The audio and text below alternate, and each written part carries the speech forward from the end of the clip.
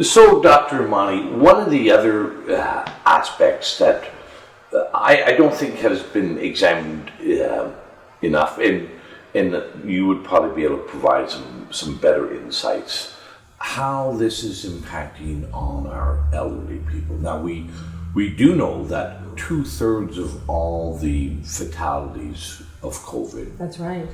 in this province have happened in our nursing homes, in our long-term care facilities. And that number is pretty consistent throughout the Western world. So between That's right. 2/3, 80% have happened in our long-term care nursing homes. And I've heard it from, I had one constituent call me who she had 3 of her grandparents die in March and April in the same long-term care from or with COVID. We don't know. They were identified as COVID deaths. Right. There's more to it than this, fatalities. There's something else that I've talked to loved ones who haven't been able to see people in long-term care, and even can't see them in the hospitals either. That's right. In separating people for extended periods of time, what's your thoughts on how this is impacting those elderly, not just the elderly, mostly the elderly people who are in long-term care and who are isolated, but the elderly are also being isolated at home. They're being, and your thoughts and views on this from, with the medical insight that you have. So I have both medical and personal insight on this. Having both my parents together in a long-term care home right now in Toronto. So I think there's a number of issues on this. We can talk for hours about this actually subject matter because there's a number of issues.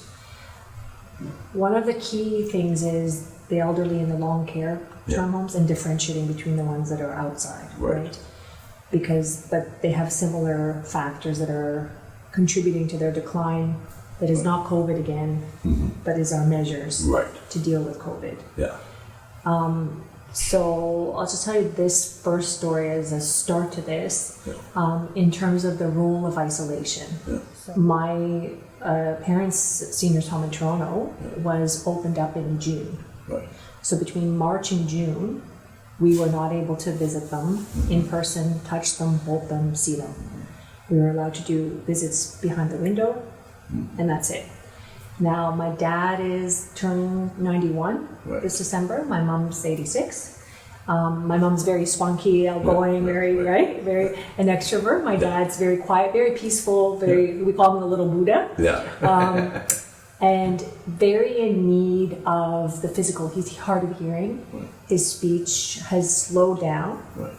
And he was having a huge time coping. By June, on the phone, his voice had already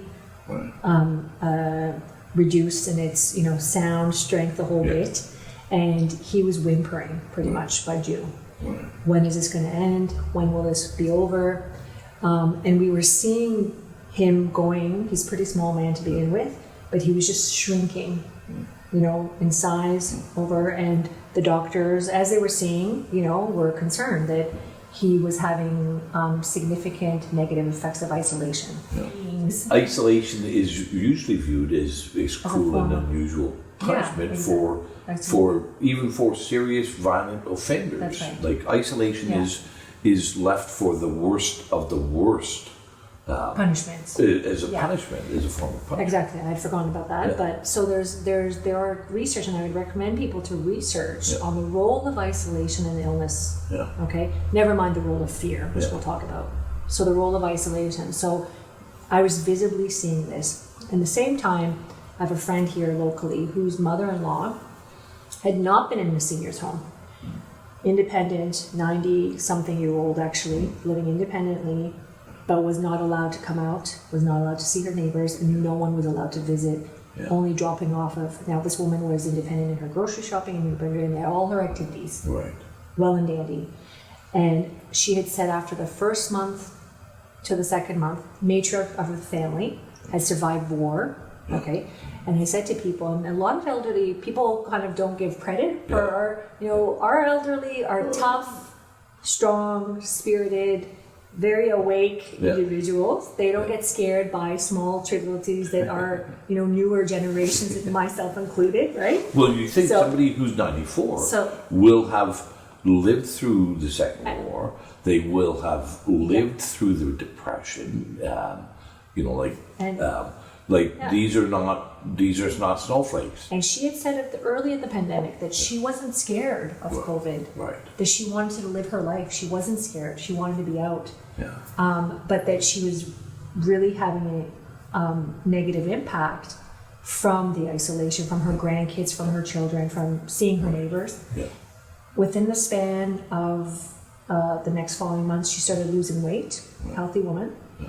She lost almost 30 pounds. She died from the isolation a few months ago. Yeah.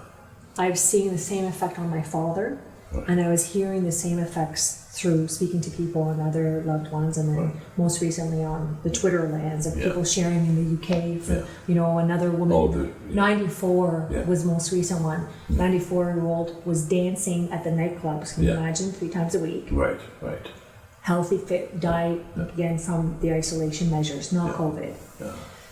So when June came around, we were allowed to go and see them, but with all kinds of prohibitions. Even with a negative COVID test, you can't hug them, you can't hold them, you can't touch them. And in my situation, but I mean anyone who's been in this situation will know that that touch for my father, for example, so important. And most recently, that's June now. Again, they did the lockdowns now, so that now you before we were able, between June and just last week in Toronto anyway, you were able to go and visit them outside without a COVID test. So now that's been stopped.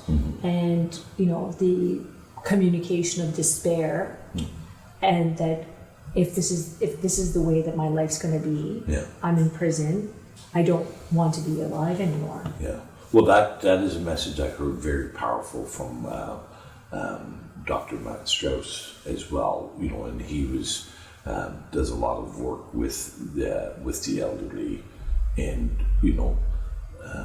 people want to be able to live. And see their grandkids, see their family, enjoy their last days. That's right. It's not the extension of life with no humanity. Yeah. And this is another exceptionally puzzling part.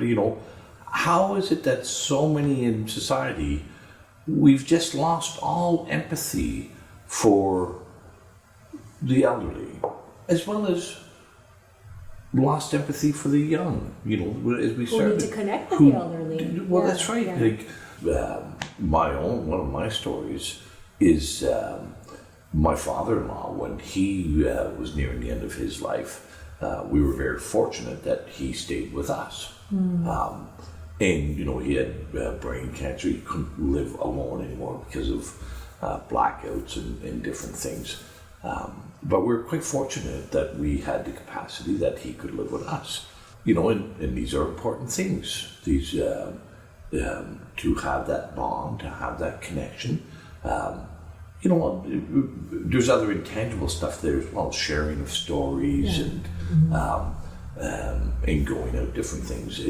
But we just seem to have lost all empathy, that we're putting these kids in such a fearful state, getting COVID tests and thinking COVID is going to kill them or kill their loved ones and kill their families and your grandparents. If you like this video, if you like my videos and the conversations that I have, please like, share, follow, tell your friends, whether it's on Facebook or Twitter, Instagram. Let's together bring a little more common sense and a little more reasonableness into our society and our communities. Thank you, Dr. Amani. Thank you, Randy.